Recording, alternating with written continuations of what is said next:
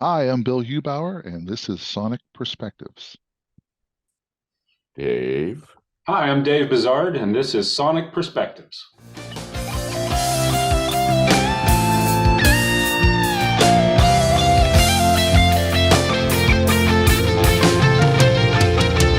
The sun sets on regrets at the end of each day. Dawn will bring a new song, sing along, break away.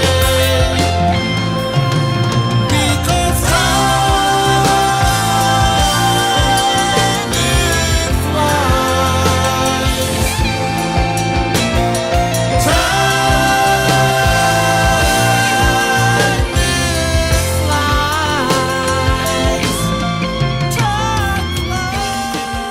We came from space.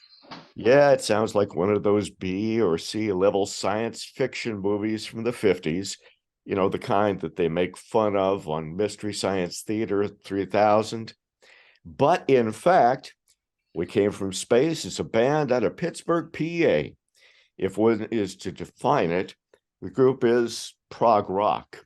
But there are other elements as well, melded together to create a unique and appealing sound. This year, We Came from Space is celebrating its 10th official anniversary, although the history goes back much farther than that. A bunch of kids getting together to listen to rock records in a basement. Sounds familiar to me. We Came from Space has just released its third album called Overlords, and it is a catchy, sometimes intricate selection of songs, and some of the lyrics are a little dystopian, if you will. I'm Mark Boardman for Sonic Perspectives, and we're talking with keyboardist, guitarist, multi-instrumentalist, vocalist Bill Hubauer, yes, the member of the Neil Morse Band, and with Dave Buzard, guitarist extraordinaire and vocalist. Gentlemen, welcome to Sonic Perspectives. Hi, Mark. Thanks, Thanks for Mark. having us. Glad we can have you. Now, I've got to be transparent. I have a background in reporting and in journalism, so I got to put it up front. I am friends with you guys and friends with the other two members of the band. I'm a fan, and I'm also listed in the acknowledgments for Overlords. So now that that's out of the way and everybody can see what my color is, let's talk about We Came from Space. Now, It'll be what's totally unbiased. yeah, totally unbiased, except for Well, see, for this because tattoo I have here. because you are your friends, you can be brutally honest with us Yeah, and there be you go. straight. Yeah. I can, and I really, Yeah. Dave, I hate that hat. How brutally honest is that? How about now? That- You want that I hat Oh, now, no, no, don't no. you? Put the hat There's a back lot on. Put the of- hat Put it back on. a lot of light coming down there. All right, let's start off with the genesis of We Came from Space, which I think, doesn't it go back into the 70s? Wow. Goes back to should we go all the way back to the very beginning? Sure, absolutely. What year would that be? What year was it when we were in sixth grade, Dave? Well, we were born in 65, 77, I would think, 77 right? or 78. Yeah. Yeah. So 77. Dave and I first became aware of each other in the lunchroom, the lunch at cafetorium. Yes. Mr. Startzel trying to keep us Yeah, quiet. yeah. And for some reason, I don't know, we weren't getting along. I don't really remember what, and I called you a name. I called you a flat tire. The F word. That's right, And Bill. the F word, and I don't know. I'm not really sure what that was supposed to mean, but you didn't like it. I No. remember that. So yeah. So Bill was mean to me, but we knew each other. And then in eighth grade, I was walking through the music room, and there was a guy playing drums. I stuck my head in. It was Bill playing drums very well. Then I walked over to the other side of the music room, and a classmate of ours had a guitar in there. And a couple minutes later, Bill came walking in, and he picked up the guitar and played China Grove. Really? And I was like, you can play guitar too? And he goes, yeah, I can play. And I go, I just got a guitar. Will you show me some things? So I said, you can call me Mudflap all you want if you show me Mud flap. Mud flap. flat tire. I mean, Flat tire, mud flap, it's all the same. So at one point you told me that you guys got together and were listening to records, trying to, I guess, do what we all did back during that time, show off our knowledge to the other guy. Is that the case? yeah, it was a whole bunch of, well, just look at this new record I got. You Yeah. know, look at this new record. So It was usually at your house. yeah, I don't remember if we ever actually hung out much at my house or not, but only one memorable New Year's Eve. yes, but the one memorable time I'd like to forget. But yeah, we'd get together. I'd bring records over, and he'd had his records, and we would just take turns playing stuff that we had discovered. Because remember, back then, if you didn't hear it on the radio, the only way you knew about it, well, maybe, somebody would have to tell you about it, or maybe you would see it in a magazine, but that was it. And You so, didn't get it by just going to a record store and hanging out for several hours? well, you do that. I would buy stuff. I would go through, and I don't know how much you did this day, but I would buy things just based on the album cover. I would just go through and yeah. find it. Hey, this cover looks cool. And if you were lucky, on the back, it would show the instrumentation. Mhm. And if that looked interesting, you would just take a chance and buy it. Yeah, Gamma 1 I bought strictly because of the album cover. Did you really? Yeah, and it wasn't until I got it home and flipped it over that I saw that Ronnie Montrose was the guitar player. Yeah. And I was like, and at that point I was like 10th grade, so I didn't even know that he played like on the Only Come Out at Night, the Edgar Winter album and stuff like that. And I was just I was just knocked out by that combination of hard rock and synthesizers together and bluesy vocals. I mean, just this whole grab bag of stuff. So yeah.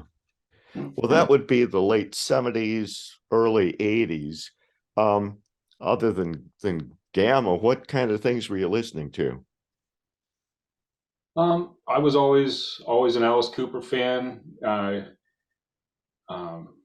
Gamma, I loved Elton John when I was a kid. Probably the first album I bought with my own money was Captain Fantastic and Brown Dirt Cowboy. Early on, I was listening to Styx in Kansas, and I even went through a Southern rock phase and Did was you? into Molly Hatchet and Leonard Skinner and Blackfoot and Henry Paul Band. And and I listen to that stuff now, and I understand why I liked it, because something like if anybody listening would know, be familiar with a song like Green Grass and High Tides by the Outlaws. The structure of that song, it's like a prog song. It is. You have, and it's as long as a prog song. yeah, it is. And I think that's why, it's just a different style, but it was the same type of arrangements and things, and had good melodies and great harmonies, and that's all the stuff that I still like today. Mm-hmm. Yeah, and that first Molly Hatchet album, I still listen to it probably 3 or 4 times a year. It's just it's sonically good, and the songs are great, and the guitar playing is great. Yeah, and there's no one left alive who played on that album. That's right. That's exactly right. So at what point did you say, this is great to listen to, but let's pick up some instruments and try playing it ourselves? Well, Bill and I were never like in a band together, like that kind of band where we would be, playing covers of that stuff together until we were in our 40s. And he did a couple gigs with just the bar band that I was in. But we were like 16 or 17. We wrote a couple of songs, one of which was like 10 or 12 minutes long, and then performed it at a high school to stunned silence. So it even had like the multi parts, like yep. Had like the song, and it had part A, and it was called the Bakery Revolt was the name of the song. And we opened with the Emerson, Lake and Palmer fanfare for the Common Man thing, and then which was Copeland, obviously, but then there was a bunch of other sections after that, and yeah, one of the sections, wasn't it called like Attack of the Muffin Men or something? Something like that. Yeah. I mean, So, objectively great, but our audience. so you'd ripped off some things from Genesis and Yes, and the other prog bands by that time. Yeah, yeah, but we didn't. After high school, we kind of lost touch for quite a while. We'd see each other around a little bit, um, and for the better part of 20 years, I probably. remember you going off to music school in Boston, and then you Yep. moved to New York, right? Hmm. And that was good 5-6 years total. Yeah. Yeah. Yeah. What about you, Dave? You stick around Pittsburgh or did you get out too? Well, I'm in Pittsburgh now. Bill and I grew up about 80 miles north of here, Right. and I hung around there till 10 years ago when I moved down here Mm-hmm. Mm-hmm. because I heard Bill was moving from Pittsburgh back to Clarion. So I said, I got to get out of here. You gotta I'm get outta out here. of this I'm place. outta here. Yeah. The quarter favorite song. All right, so then there was that long hiatus between when you were together and getting back together again. Mhm. At what point did you decide, well, let's see, we had some stuff in high school, not much. Let's get together and play and see what we got. We Yeah, went out to lunch one Sunday afternoon, and I Yep. was like, "Hey, would you want to do this?" And he was like, "Yeah, absolutely. We've never done a real band together, so let's do it." And it was, there wasn't any question. It was just like, "Yep, we're going to write original stuff, and it's going to be stuff we wish that we could have heard. Songs that we wanted to hear." Mhm. Yeah, we talked about, doing something that would have been something that we would have bought and enjoyed when we were in high school listening to records. And I think I think I remember saying to Dave, because I knew he was going to be writing the lion's share of the lyrics. And I remember thinking the lyrics have to be, it can't be negative, they got to be positive. And of course, now in retrospect, the single adjective that you could use to describe our lyrics uh, overall would probably be sarcastic. So I don't know whether that falls into or cynical. I don't know if that's positive or negative, but it's It, uh it's it's not worked out. exactly positive in the way that I would think of, but who knows? With Dave's approach to life, maybe it is. Well, Bill said to me, I remember it now that you mentioned that, Bill. Bill said to me, "You are way more comfortable with profanity than I am, so there can't be any of that." And I said, "I can get around that." So, And he has so far. so His vocabulary is enough beyond that, but who knows when it might come back. So about what year was that you got together on that Sunday and talked about it? it must have been like 2012, right? Uh, Maybe a little bit earlier than that. Maybe, yeah, Probably yeah, because the first album didn't probably come 11, quick either. 11 at the latest, I would say. How long did it take to put together the first album? Well, it came out in 2013, so I guess 2 years then if we Uh-huh. look at that timeline. So it was relatively expeditious on our timeline. And we didn't really have a band to start with. We had Dave and I, and then we had a bass player who was Mike Kurtz, who played on the first album. Mm-hmm. And we would go to his place. He had sort of a little man cave, and we'd go there every Sunday when we could. And he would always have cheese and crackers for us, and we would do an obligatory shot of some really nasty alcohol that was horrible, just as a bracer, and then we would write songs. Yeah, if you've ever had absinthe with no sugar in it, that was one of the ones that we would have occasionally. And it was Did you set it on fire?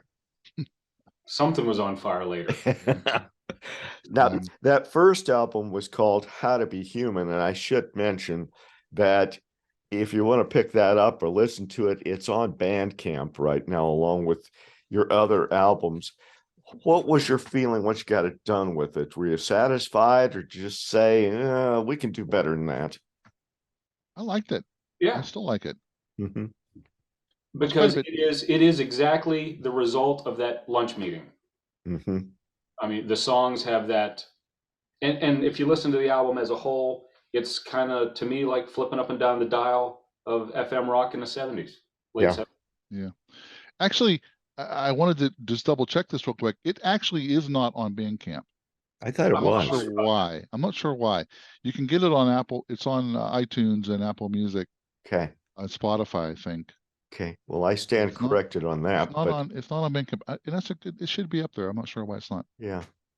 Well, people can still get it, at least through one service or another. Yeah. And I reviewed it at one point, and it's well worth the purchase.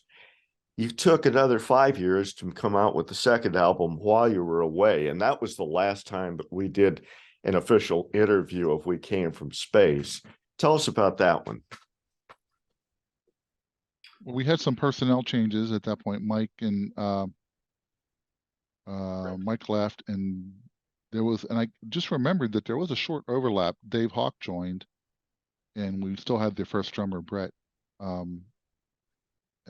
Talbert, and we worked on some music together with Brett and Dave Hawk, and then Brett moved away, and then we found Tim, and so it took a little bit to sort all that out.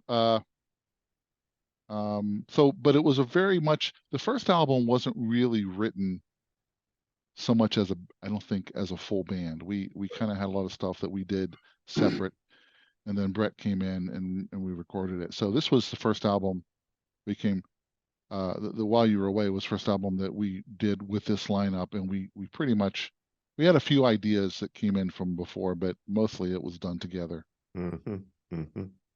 Now, had Dave been part of your history before that, or just you knew him and he came in? Oh, Dave Hawk? Yes. He went to the same high school that we did, and I played in bands with Dave for 35 years or better. Mm-hmm. So, yeah, he and I had a band along with some other folks, of course, called Ask a Stranger. That we were signed to a deal and stuff like that, and like a million other stories that all fell apart. But yeah, we had a Big in CD out Japan. there. Yes, big in Japan and Germany. So us and Tom Waits were big in Japan. Well, they're still waiting for that tour to happen any moment now. So While You're Away also sounded very good. I thought it sounded like a pretty good progression from the first album, maybe because you were working as a band to get some of the songs together. Would I be on target with that? Yeah, I think so. Yeah, I think sonically, it's a progression forward from the first album. I think the first album sounds great. I think While You Were Away sounds even better, and I think interestingly enough, the contributions of Hawk and Tim Malone, you would think it would take things in another direction. I think it kind of solidified our sound. Mm-hmm. So everybody was pretty much on the same wavelength in terms of where you wanted to go, I think. Mm-hmm. Well, and it took another 5 years. You're on a 5-year cycle here to come up with the new one called Overlords. And I got to ask you about the title track, which is also the first song on the CD or however you get it. To my ears, when I listened to it the first time, I was going, this is Crack the Sky stuff. This has elements of Crack the Sky all the way through it. And I know that you have been influenced to whatever degree by that band. And Bill is wearing a Crack the Sky t-shirt. You should have just sat there with a Crack the Sky t-shirt on, denied ever even knowing about No, them. no. We can use this as a promo for a certain lead singer. Yeah. Well, the band has taken a blood oath not to uh, expound on the meaning of the first song. So Well, the but fact that you, from a music standpoint, you yeah, certainly sure, could say this yeah, feeds into it. Yep. yeah, sure, definitely. And Was it? you're the first reviewer, I believe, or interviewer to get that. I haven't seen it on any other interviews or reviews. Yeah. And We thought we would see it more. yeah. A few people have clued in on it, but Mhm. because it is, I mean, it's extraordinarily deliberate, Mhm. I will say. So if you know, I think it's just a matter of they were sort of the people that, they're beloved by the people who know about them, but they had trouble breaking out of the region of this part of the country. Yeah. And Yeah. For a variety of reasons that are sort of legendary within the mhm. music community. It's got really different sections to it, which many Crack the Sky albums and songs have. Did you come up with those separate and then figure out ways to put them together? Nope. One part flowed in. It wasn't like a day in the life thing where we Yeah. took two separate things and rammed them together. It was Well, there were what two. would Rick Wachowski do? Yeah. Uh-huh. I mean, the opening section Dave brought in to a writing session. Which That's Dave? this Dave. When I say Okay. Dave, otherwise I'll say Hawk. Okay. I'll play some happy chords for the Robot Overlords. So he had that. And we kicked that around a little bit, and of course that was like, oh, this needs to be like a Crack the Sky thing. So then I worked up a bunch of sort of disconnected guitar ideas that I thought would work, and then we got together as a group and threaded, sorted through it, beat them around, changed them up. You do all the band thing that you do, which is why you're in a band, right? Right. Otherwise you just Mhm. do a solo album. Mhm. Can you pick out the parts where this was Bill's influence, this is Dave's influence, and this is Hawk's influence, that sort of thing? Well, I mean, we know who kind of,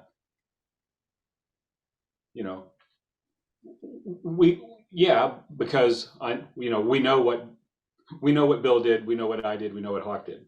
So Yeah. I mean, but that fades. I don't know if it's been long enough with like while you were away for you to forget for sure. Can't remember for sure who had what idea. I know even like some of the stuff, the earlier Morse band stuff that I've done, I really can't remember for sure who brought in parts. Mm-hmm. Well, you and I had a discussion, Bill, a month ago or better, like who had what part of Pieces of the Sky, Yeah, right. Yeah. So yeah, I don't remember. Mm-hmm. It's like, did you come in with that, or did I do that, or did we do that in the room together, or so? Well, yeah. that makes it a band effort if you can't really remember who's responsible for what. We'll Dave, let the did you lawyers do figure it most? all out someday. Yeah, someday, yes. When you make it big and famous, or you're Right. just one of those unsung bands that people are going to climb into and find. Dave, did you do most of the lyrics? Yeah, most being probably 51% or 5%, something like that. Yeah. Were you the one that made all the references to Crack the Sky in the lyrics? I don't know what you're talking about. I did write the lyrics to that song, though. All right. I don't talk about any lyrics, Mark, except for Pieces of the Sky. So. All right. Well, I will say this: there are numerous points where a Crack the Sky album or lyrics or song are referenced in there as part of the lyrics. Says you. Dave will take the Fifth Amendment on that. Yeah, says you. Says you. Yeah, and Bill is just going to sit there and stroke his beard and go, man, it's not my thing. It is a great song, and Thanks. it's still my favorite song on the album because of the intricacies to it. And I'm one of those guys who likes to dig into lyrics on occasion, and that one is real full of lyrical aspects that I like to get into. So Great. Here's what I will say about it. This is why I do like that song quite a lot lyrically. There are layers in there. And the thing that we're being cagey about is not the obvious thing. There's clearly there are references to things related to Crack the Sky that taken literally don't really mean anything. yeah, They're just a bunch of stuff run together. But there is sort of a subtext that is the thing that we'll take to our graves. yes, I would agree with that. But you will not be taking them there quite this early, we hope. Let's hope. Can we just go down each song? You can make a few comments about each one. The second song is On the Radio, which is a bit more of a straight ahead rocker. Dave? In our world, it is, yeah. Yes, yes, for you guys. They brought in quite a lot of the A/B section stuff for that, and then we just kind of jammed on it in the room. And several of the songs.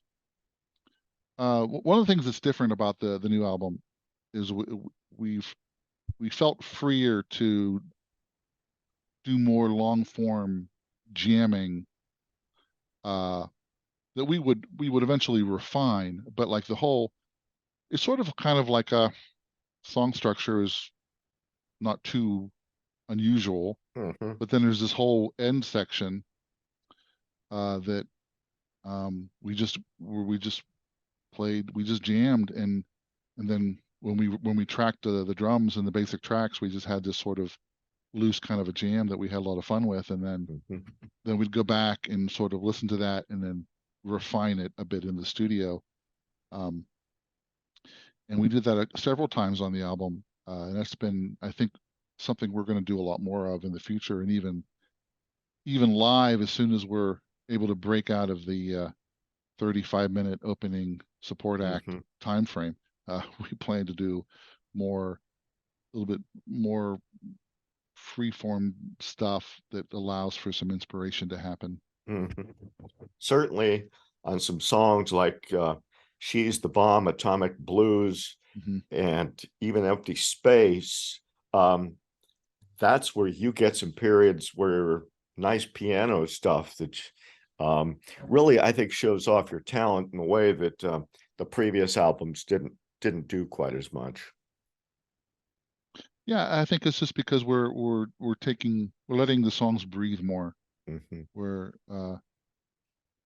even, I mean, on the first album, we sort of had a mantra that, if we could cut it out, we would. We tried to make the songs as short as possible.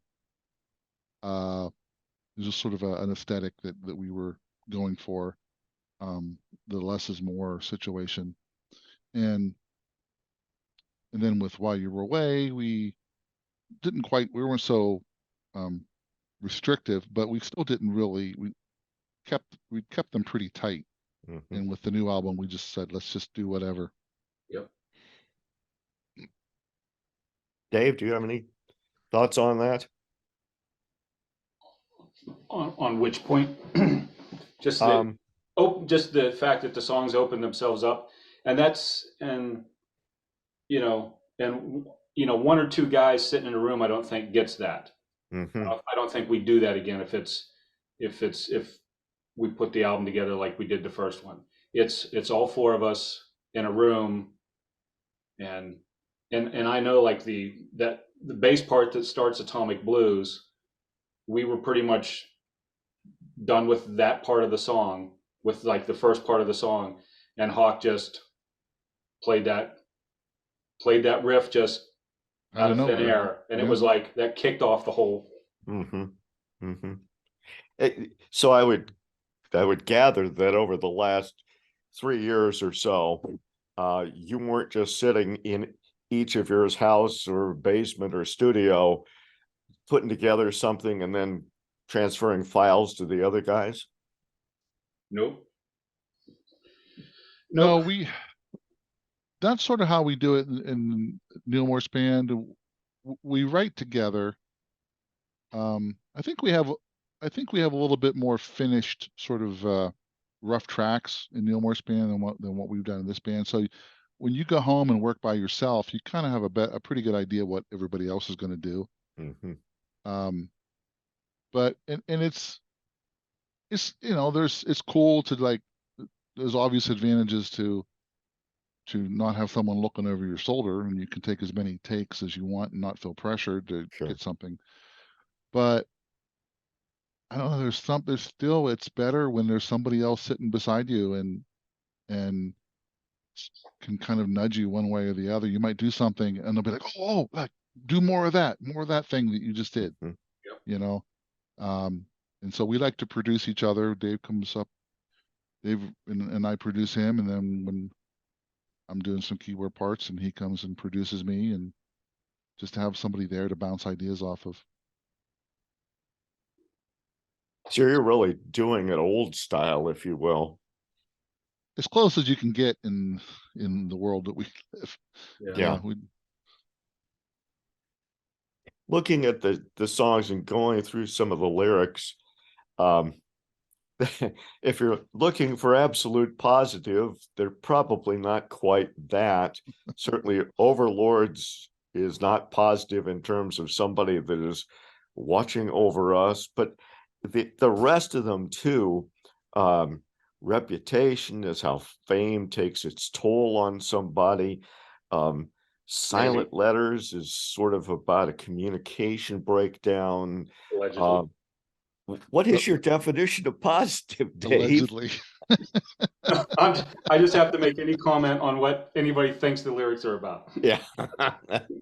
All right. Well, I won't guess what I think the lyrics are about. Okay. But it does seem to have some overall themes about ordinary people that are under the gun in some way or another. Would I be correct in that? Sure.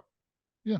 And sometimes that gun is in your own hand, to use the Right. analogy. Sometimes it's aimed at you from a great height, and sometimes it's it's the drawer that is shown in a suspense movie that you can only imagine if there's a gun in there, or a rose, so. Mhm. I would agree with that. Facade, for example, seems to be about secrets that are kept and the power of words and that sort of thing. You have a way, and how many of those really are yours, Dave, and how many of those are Bill or Hawks or whatever? I'm pretty sure Facade was That's Hawk. Yeah. Yeah. I mean, I know it was him, but I didn't know if it was Bill and Dave or just Hawk. So Mhm. all that, let me just say, we do have some liner notes on our website that go into more detail than on the physical CD. Mhm. So you can see who wrote the lyrics for all the songs on the website. So that's always a good place to go Right. to see. But yeah, Hawk wrote Facade and also Seize the Day, which are the two final tracks, which were on the EP that we put out, the COVID EP that Right. everybody was doing. Which And- also includes one song that's the only place you can find it, isn't it? Yeah. Yeah. I mean, we'd had a lot of internal debate about whether to include them on the album, and we felt like that because of what was going on in the world at the time, that some of those songs deserved a second go around Mhm. that they'd get more attention than they got the first time. But we were also up against our self-imposed album length of 60 minutes. Yeah. And so we couldn't put everything on. And in fact, I feel good about it now, but we have a couple songs that we intended to also include that did not make the album, and not because they weren't good, but one is one we're definitely going to be releasing independently of the album for a special cause. It's a cover. You know which one? We're doing it live right now. Yes. It's a cover of a Michael Stanley Band song based on their live version from '76 called "Let's Get the Show on the Road." So it's kind of a progification of that song. And we have some plans to use that for some charitable deeds. We're nice guys. Coming up. And that's a Michael Stanley related charity, isn't it? Yeah. He has it's 10,000 watts. Yeah. And so we're working out the exact way we're going to do this, but it'll be available, and the proceeds from that will go to Michael's charity. That's excellent. The other song or songs that you had prepared that didn't make the album, will those be released on an EP or something? Don't know. Yeah, who knows? No. Okay. So yeah, it wasn't including Facade and Seas of the Day on Overlords was not due to any lack of material. It was the fact that they're solid songs, and they are. We wanted to get them. Was it the same production that was on the EP, or did you re-record? Well, they're not quit tinkering with stuff, Mark. So they're the same recordings for the most part. I did do some mix tweaks, and there are a couple small changes, but we sort of refreshed it a little bit. And there's no piano intro to Facade, right? Yeah. So it's a little different. That's true. So if you're a completist, you got to buy both. Exactly right. Buy the EP. Yeah. Here, take me for a ride. You got to get the EP. So seems to me the reception has been very positive for this album. I've gone through all of the reviews that I've seen or interviews, and I haven't found a bad one in there yet. Some guy on YouTube said this one isn't doing it for me. So but that was his problem. There you go. when he says that, it's his problem, not yours. Yeah, he was reviewing it. So yeah, it's always nice to see people like it. I don't mind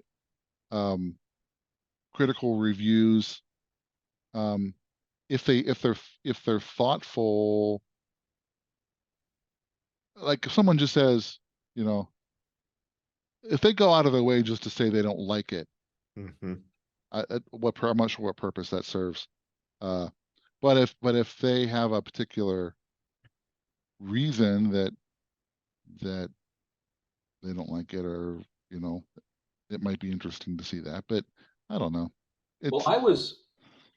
I remember like somebody had a couple things to say negatively or critically about while you were away.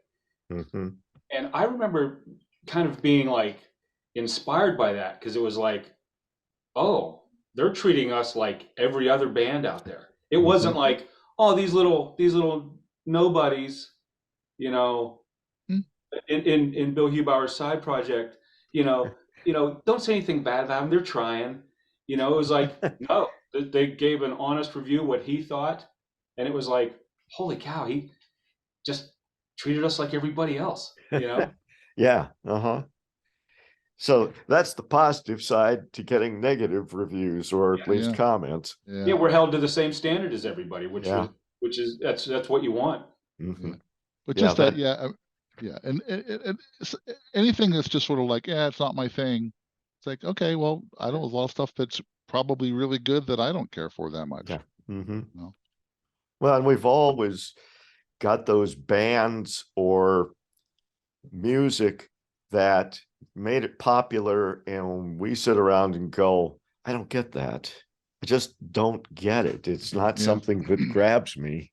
Will So- you go into Record Mark and tell us one of yours? Without making a lot of enemies, I don't particularly get into Steely Dan. Okay. I know. See yourself out, sir. I See yourself out. I actually liked Steely Dan live.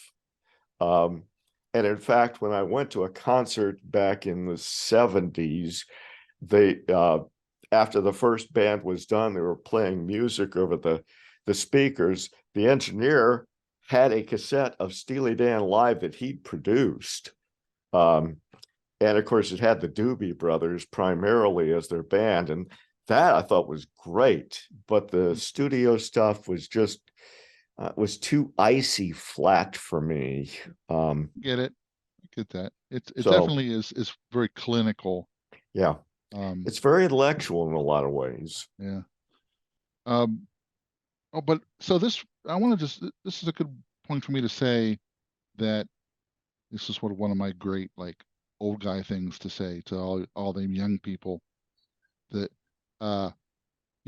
when back when we were kids, you saved up your money and you went to the record store and you tried the hardest to buy something that you would like, and if you didn't like it, you listened to it anyway.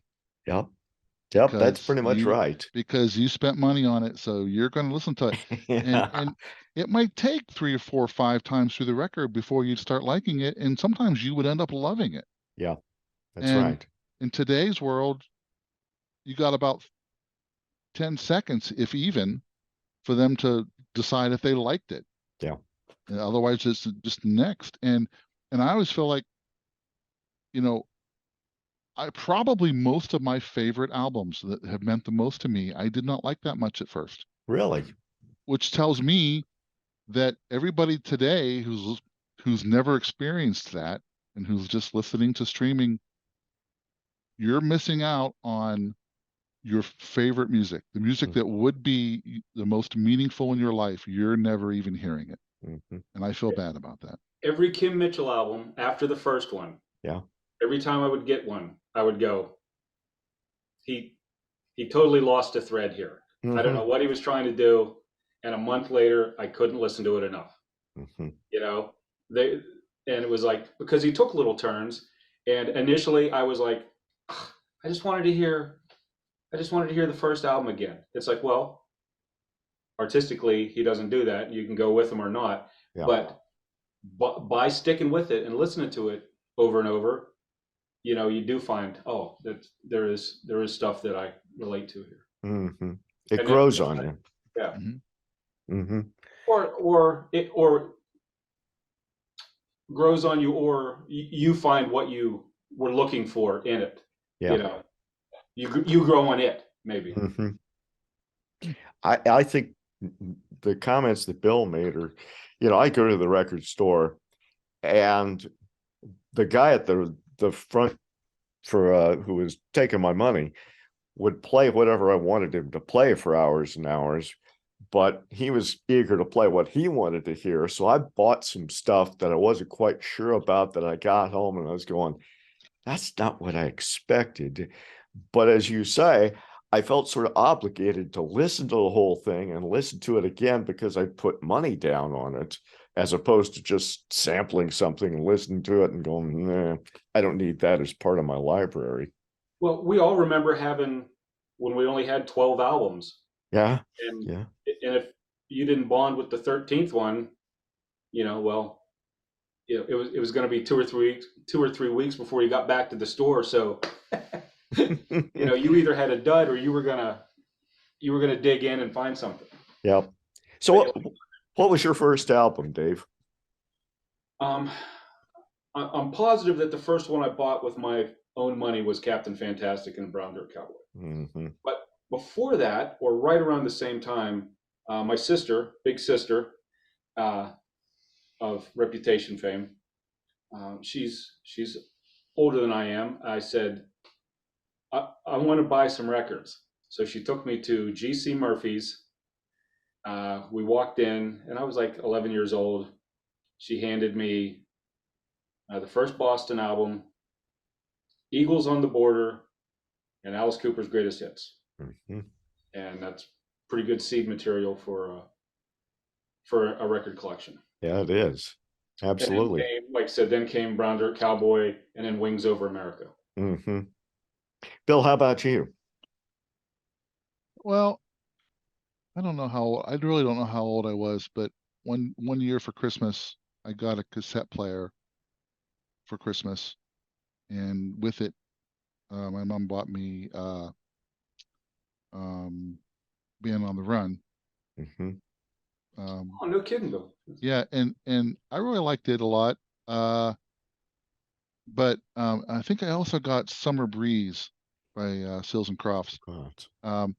which I liked a lot too. But I think when you think about like when I discovered FM radio on my own, like Mhm. what's this FM thing? And you start tuning it around, and oh my gosh, what am I hearing? Yeah. Yeah. Yeah. And so when I first discovered FM radio, and then I said I'm going to go buy a record from something that I heard and liked. That first album was Styx Pieces of Eight, Mm-hmm. and I bought it because they played our local album station played I'm Okay, which Mhm. was not a hit at all, Yeah. but Yeah. and it was super cool with the synthesizers and stuff, and so I bought that and loved that a lot. And you can still hear remnants of Styx in some of your music today. Oh yeah, Mm-hmm. totally. Certainly can hear Dennis DeYoung in there. Yeah. And Dave, we can hear some riffs that I'd swear came from Alice Cooper's band. Okay. Yeah. I'll take But it.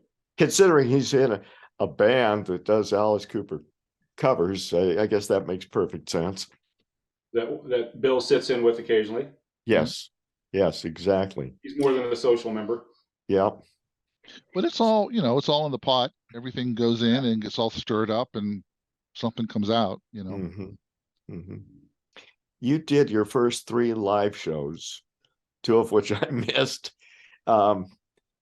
this last month approximately. That's a long time to finally get around to doing a live show, unless you're Steely Dan. How'd it go? Good. Very well. Great. Yeah. Yeah. Great.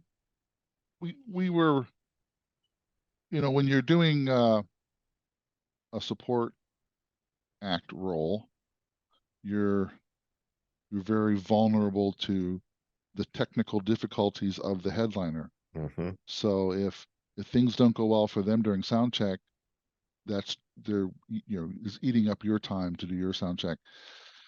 And so I think all 3 shows came off really well, but I think probably only one of them, I can't speak for everybody else, only one of them was that I really enjoyed because I wasn't stressed out because of the setup situation. Mm-hmm. But I think they probably all were just as good. Mm-hmm. And it was, and I realized this was the first time in a very long time that I was playing to an mostly unfamiliar audience. Oh. So everybody in the room wasn't already a fan and didn't already know all the music. And they were all there to see us. But so it was really satisfying to feel like we won them over, that we were playing to mostly strangers who really, really enjoyed and got what we were doing. And Mm-hmm. it was satisfying. It was really good. The first gig was opening for Crack the Sky, and the second and third, there it goes again, second and third gigs open for the Winery Dogs. Now, opening for Crack the Sky makes sense, but the Winery Dogs, boy, that's an entirely different audience, I'd think. I don't know. I think it makes more sense. Really? What do you think, Dave? I think it makes just as much sense from a different side of things. Right. Because the Winery Dogs aren't Green Day or a huge band, Mhm. people have to find them. Right. They're not their music isn't on TV and commercials and things like that. They're not any kind of darling band. So the same type of person that would searched them out is probably pretty receptive to some, a band throwing a 10-minute song at them to open their set with. Mhm. And that bore itself out. That seemed to be true. Mhm. You talked about having a little bit more space as you're recording the third album. You can let go on some solos and that sort of thing.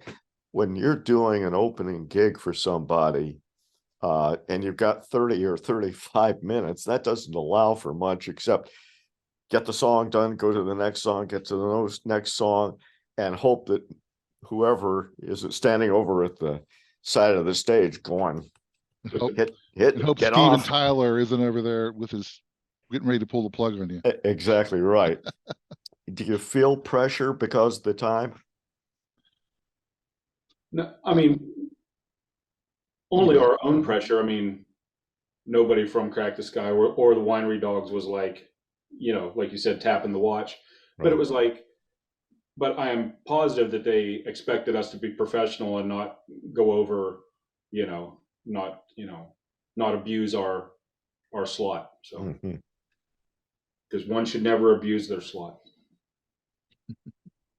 I imagine that you basically had the same lineup of songs for all three. Yeah. If you had a chance to do a full set, you got that planned out in your mind at this point, or would that be something let's wait until we get there? It's partially planned, yeah. We have the hour version planned out, so we're looking. I think the next phase of our live performance is going to be some double bills. We're going to be doing some partnering up with some of the bands and putting together some shows where the sets are more, an hour to an hour 10 maybe each or something like that.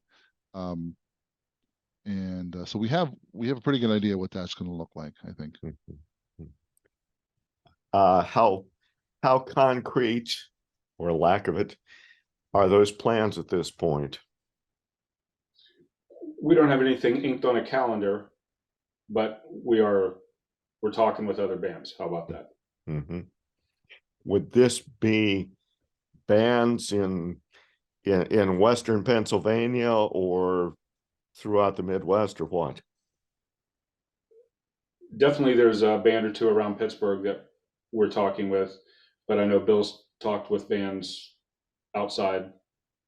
Yeah, I mean, and we're not trying to be coy. We just, No.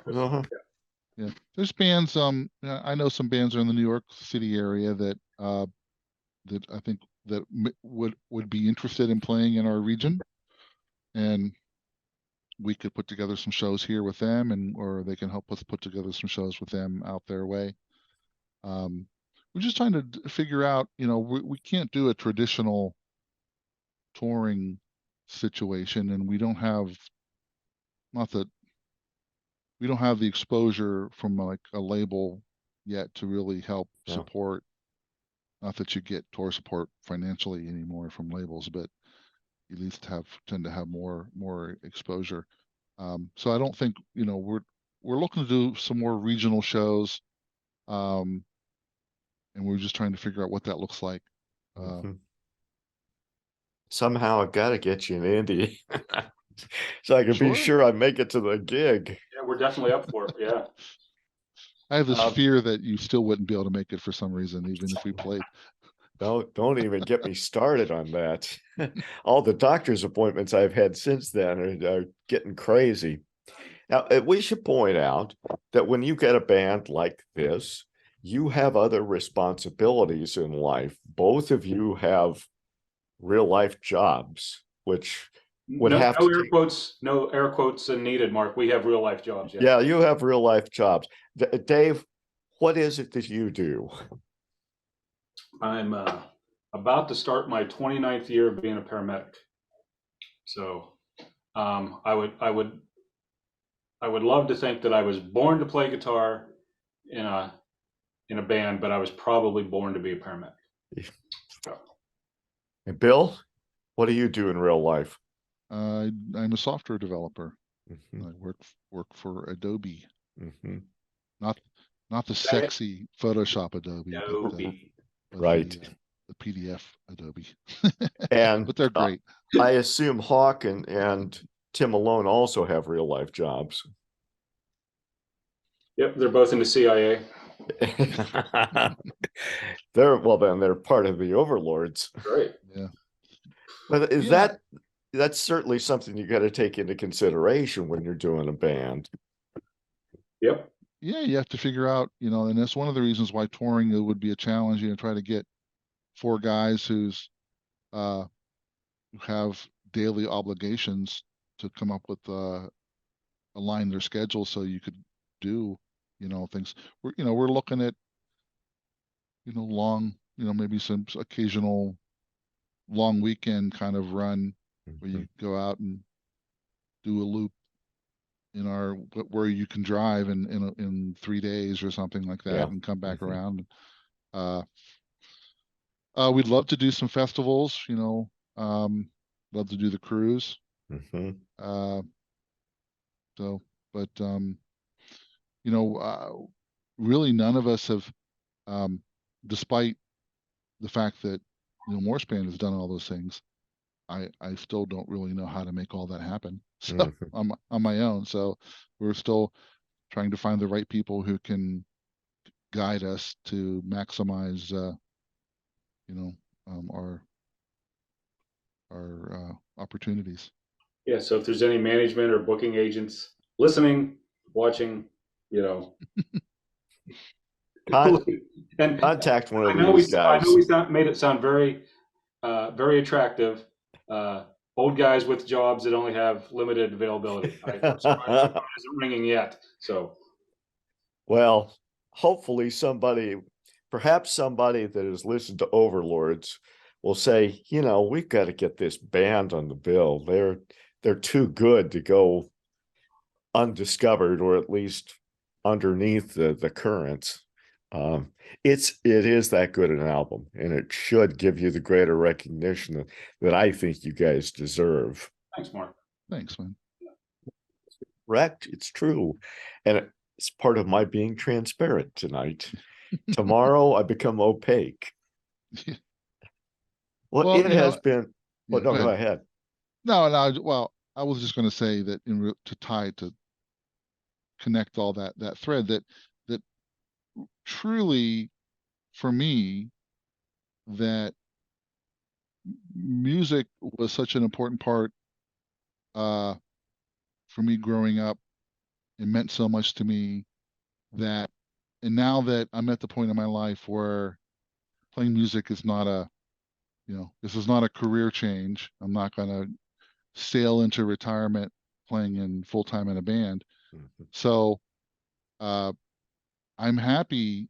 The greatest joy that I have as a musician is hearing how how much what anything I've done, been a part of, has meant to somebody. If somebody talks to me about something, music that I've been a part of, that has really impacted their lives or meant a lot to them, I don't know. That's as good as it gets for me at this point. I don't know.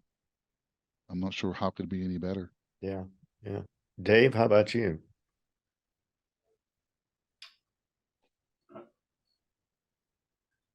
I got, What he said. I'm happy.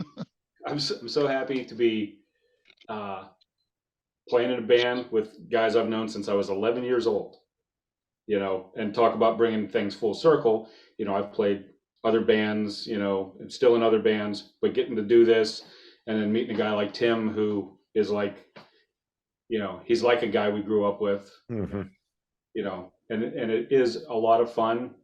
and it's this band is not a hassle, you know, and music really shouldn't be. So Well, you obviously have not gotten to the point where you're jaded by the whole thing. You've gotten so many compliments, real or fake or whatever, that they don't just bounce off. You can really take them to heart. And I would think with your music, the people who express their appreciation have thought about it for a while, have listened to the music pretty closely, and thus have a little bit better exposure to it than maybe an average type person. yeah, we don't attract the casual music fan, which, you know, I would be happy to attract a couple million casual Sure. fans, but I would also want to have that group of, you know, fans that appreciate, you know, and not even fan, you know, fan. We need to come up with a better term than that, but Yeah. you know, just you know, I think what he's always trying to say is we just do it for the ladies. Yeah. There you go. And hookers and blow, Mark, you know. yeah. And Bonnie and Michelle just allow that to happen. Love Whatever hearing it that talk, is, yeah. these are my rock and roll husbands. Well, you know, it has been a blast having you on. I enjoy talking to both of you, and I don't get the opportunity to do it near as much as I'd like, but it's a good reason to be able to do it about the new We Came From Space album, and I appreciate your time. We appreciate you having us on, Mark. Thank you for, thanks for making the time for us. Our thanks to Bill Hubauer and Dave Buzard of the band We Came From Space, and their latest is Overlords. You can find it just about any place, and you should find it and listen to it over and over again. We used to talk about play it until the grooves come out, and I guess that doesn't work too often nowadays, but play it often. You will get more and more out of it each time you play. Oh, and if we can put in just to say that Yeah. if you want a physical copy of CD, Neil Morse's Radiantrecords.com. Right. Yep. Yep. And I was one of the first to get one, I think. So yes, and we didn't broadcast it till we saw that you actually had a physical copy. It was like, okay, the system works. There you go. I'm the crash test dummy, I guess, right. in that regard. Well, I'm Mark Boardman, crash test dummy or not. I work for Sonic Perspectives, and for the latest music news, interviews, and reviews, check out Sonic Perspectives. Goodbye.